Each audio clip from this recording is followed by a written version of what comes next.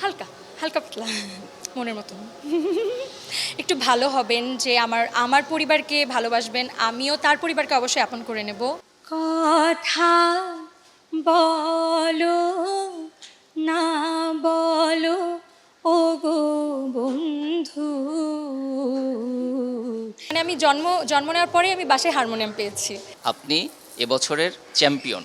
Champion মানে তো star. আপনি এখন কলেজের স্টার, কেমন লাগছে? এটা আসলে ভাষায় প্রকাশ করার মতো না, অনুভূতিটা অসাধারণ। আমি গত 2 বছরেও চ্যাম্পিয়ন, রানার আপ চ্যাম্পিয়ন এভাবেই হয়ে আসছি। ম্যামদের এত ভালোবাসা, এত মানে ক্যাম্পাসটা এত মানে নিজের মতন মনে হয় যে বলার মতো না, ভাষায় প্রকাশ করতে পারবো না যে কি আসলে মনে ভাবছি আর কি, আমি বোধ করছি কেমন। সবাই চেনে আপনাকে? সবাই এখন এক নামেই চেনে আমাকে মোটামুটি। যখন প্রথমবার এসেছিলাম, প্রথম বর্ষ আমরা একটু করোনার মধ্যে এসেছিলাম, 2019 সালের ব্যাচ। তখন মোটামুটি ক্যাম্পাসের কিছুই চিনতাম না। ভর্তি হওয়ার পরে খুব একটা ভয়ে ছিলাম, কোথায় এসে ভর্তি হলাম, কারোর সাথে পরিচিতি নাই, ক্লাসে কাউকে চিনি না, কেউ আমাদের চেনে না। পরে যখন আস্তে আস্তে পরিচিতিটা হলো, প্রতিযোগিতা হলো, এখানে অংশগ্রহণ করলাম, ম্যামদের সাথে পরিচয় হলো, মানে এত অমায়িক ওনারা, এত ভালো লাগে বলার মতো না এটা। এই যে কালচারাল প্রোগ্রামগুলো, এগুলো পড়াশোনার ক্ষেত্রে কতটা সহায়ক, বা একজন মানুষের গড়ে ওঠার ক্ষেত্রে কতটা সহায়ক?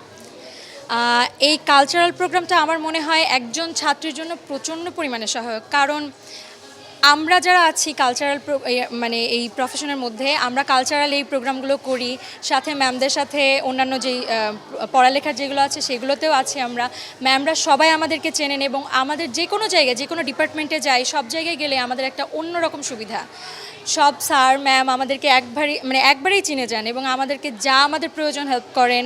স্যার যে কোনো ডিপার্টমেন্টে গেলে, যে কোনো সাবজেক্টে যদি প্রশ্ন করতে চাই তারা হেল্প করেন, তারা আমাদের পড়ালেখায় অনেক হেল্প করেন। এতটা সুবিধা পায় আর কি কালচারালের এই সেক্টরটার মাধ্যমে।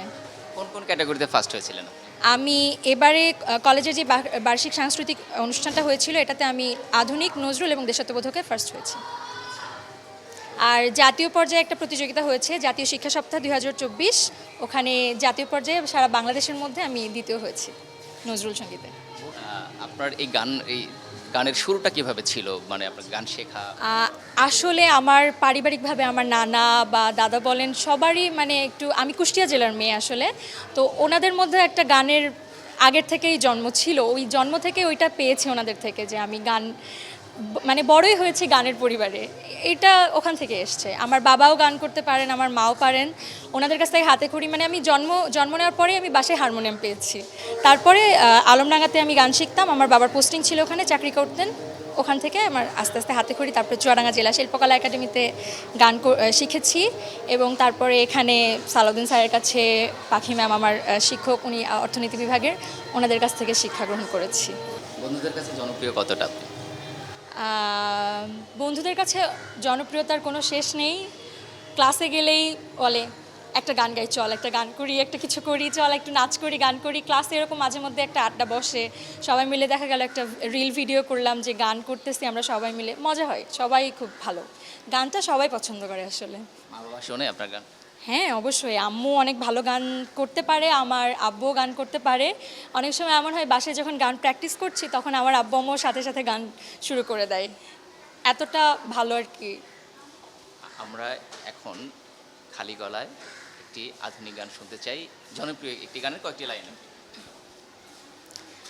কথা বলো না বলো ও গো বন্ধু, ছায়া হয়ে তবু পাশে রইব, ও ছায়া হয়ে তবু পাশে রইব।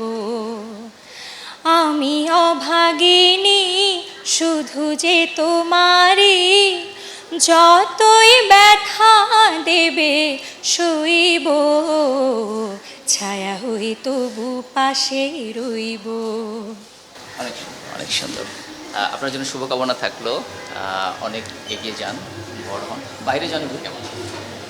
বাইরে আমরা তো এখন মেয়েদের ক্যাম্পাসে আছি, ছেলেদের মধ্যে জনপ্রিয়তা আসলে অনুষ্ঠানে গেলে এখন অত পরিচিত মানে মুক্ত থাকে না, এক এক সময় এক এক জায়গায় যাই, যেখানে যাই হ্যাঁ জনপ্রিয়তা হয়ে যায়, পরিচিতি হয়ে যায়। আর আমাদের ইডেন ক্যাম্পাসের মধ্যে মেয়ের ছাড়া ছেলেদের প্রবেশ নিষেধ। প্রপোজ তো জি আম, হালকা হালকা পাতলা হয়। কেমন ছিল পছন্দ? মনের মতন একটু ভালো হবেন, যে আমার আমার পরিবারকে ভালোবাসবেন, আমিও তার পরিবারকে অবশ্যই আপন করে নেব, সে আমাকে সম্মান করবে, আমি তাকে সম্মান করব, এমনটা হলে আমার মনে হয় enough। সে গান, তাকে যে গান জানতেই হবে ঠিক এরকম না, তবে সে যেন আমি যে গানটা গাই এটাকে একটু সাপোর্ট করে, শুধু আমার একটু সাপোর্ট লাগবে, এইটুকুই যথেষ্ট। কারণ যদি সে আমাকে সাপোর্ট না করে আমি তো আসলে কোথাও যে গানটা কন্টিনিউ করতে পারবো না লাস্ট স্টেজে, যে এটার জন্য যদি সে সাপোর্টিভ হয় তাহলে আলহামদুলিল্লাহ।